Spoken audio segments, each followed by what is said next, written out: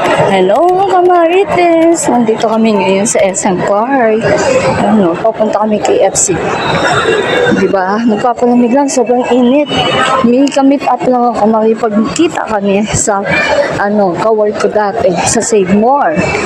Diba? Kasama ko itong bebe ko. Ocean.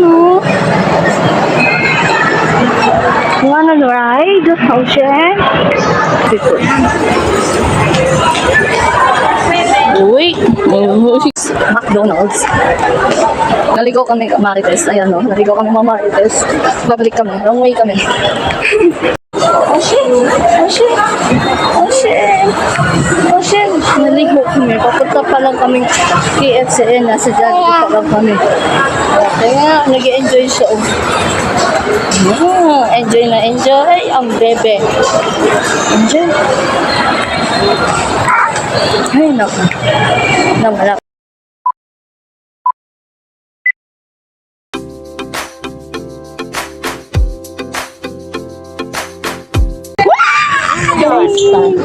Hello. Siyempre, hi ka. Hello. Bless. Siyempre, alam mo na, maganda na laki ko. Chika ko. Hello. Hi ka ate. Hi ka. Chikahan nga lang kami dahil ang tagal naming hindi nagkita. Ngayon, tinawagan niya ako dahil na-assign siya dito sa SNR Dao. Nagtatraining siya dyan at malilipat na siya sa may lugar nila sa Bulacan. Taga Bulacan yung dalawang yan. Nagtatraining sila dito sa Pampanga. Magkasama kami dati nagtatraining sa may Save. Kaya nagkita kami.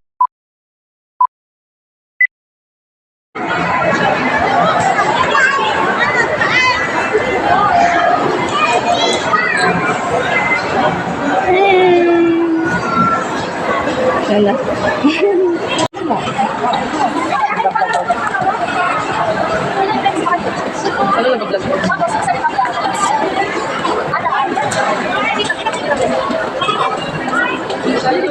At pagkatapos nga namin sa may KFC, nag-decide ako na pasakayin ang anak ko sa may carousel para naman ma-experience niya kahit paano. Napaka-excited ko kasi, di ba? Akala mo ako yung sasakay na parang namimiss ko yung pagkabata.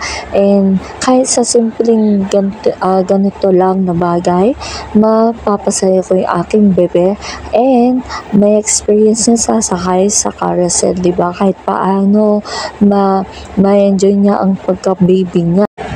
Uy, ang napakasaya sa feeling. Ang sarap sa feeling kasi kahit paano, di ba? First time sumakay ng bebe love sa carousel. Kahit na magkasama kami. First time niya kasi makasakay ng carousel. Kahit baby pa niya. Siyempre, parang bumalik din ako sa pagkabata dahil na sumakay ako ulit sa carousel na kasama ang ating bebe love. Ipapa-experience ko sa kanila.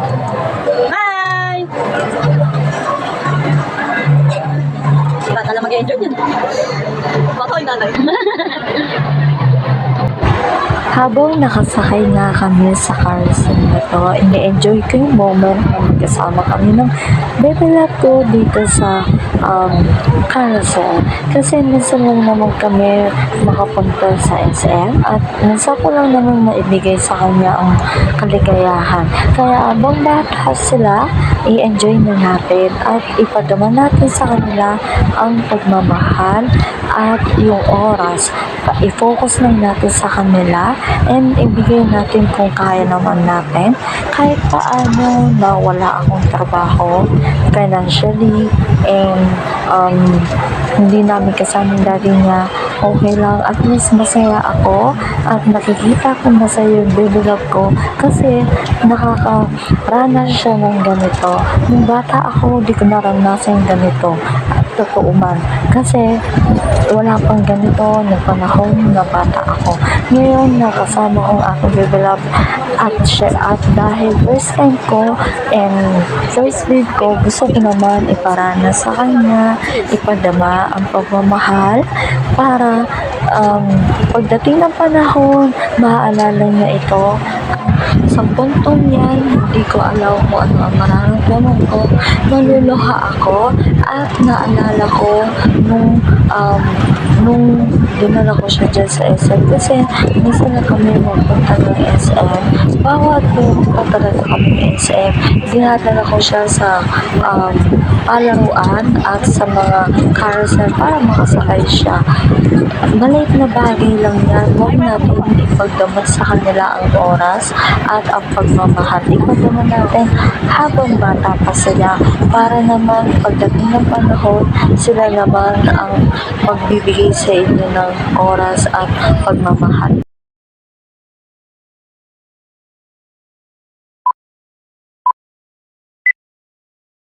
At pagkatapos nga namin sa carousel, dito naman kami dumako sa may harap ng food court na pinuntahan namin itong maraming kulay na nakakasilaw, nakakapasna. At napakakulit ko nga dyan. Parang ako yung ang bata na nakalabas sa labas ng bahay. Tingnan nyo, tawa-tawa lang ako dyan abang hawak ko ang aking baby love. Napakaganda dito guys. Alam nyo ba, parang ngayon ako nakapunta ulit dito sa SM.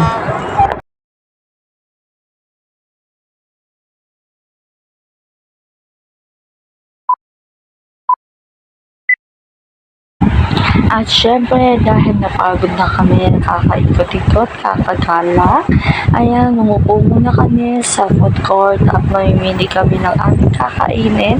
Sa puntong iyan, inikot namin buong mga restaurant at dito sa food court, wala kami nahanap. Hanggang sa napadpad kami sa nice McDonald's, diyan kami nakakain. At no choice kami kung hindi diyan kami kumain. Tingnan niyo naman, baby love ko, siya yung kasama namin kumain. And ngayon, tingnan habang nagkupuntuhan kami, ang baby love ko, busy-busy kumakain ng fries. Big boy na talagang aking baby love. Enjoy na enjoy siya sa kinakain niya. Chika-chika kami, sharing kami ng mga motherhood experience at sa mga relation. Hanggang dito na lang po. Bye-bye!